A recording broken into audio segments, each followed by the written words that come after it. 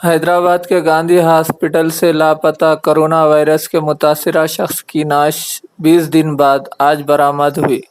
Corona वबा से मुतासिर यह शख्स 1 जून से लापता हो गया था और इसकी नाश अब गांधी अस्पताल के मुर्दा खाने में पाई गई। हैदराबाद पुलिस और इस शख्स के खानदान वाले 20 दिनों से इसकी तलाश कर रहे थे। इस 29 साला शख्स को कोविड-19 की अलामत ज़ाहिर होने के बाद 29 मई को गांधी हॉस्पिटल में दाखिल करवाया गया था। इसके ख़ानदान के मुताबिक ये शख्स 31 मई तक इनसे राब्ते में था।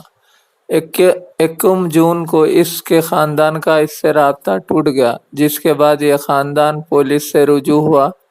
इसके ख़ानदान ने बताया कि हॉस्पिटल के अमले ने इनसे किसी भी किस्म का ताउन नहीं किया, जिसके बाद बिला आखिर इसके ख़ानदान ने इसको तलाश करने का फ़ैसला कर लिया और ये तलाश तकरीबन 1 हफ्ते तक जारी रही।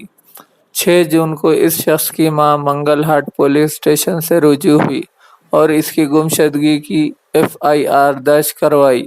गांधी हॉस्पिटल में दाखिल होने से पहले इसका इलाज 29 मई को उस्मानिया हॉस्पिटल और किंग कोठिया हॉस्पिटल में किया गया था।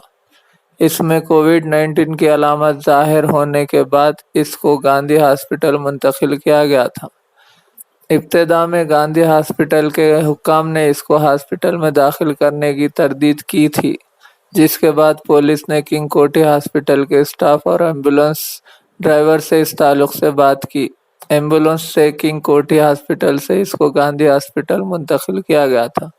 ये मुंतकिली 30 मई को गांधी हॉस्पिटल के इमरजेंसी शोबे में करवाई गई थी और 21 जून से वो लापता हो गया था।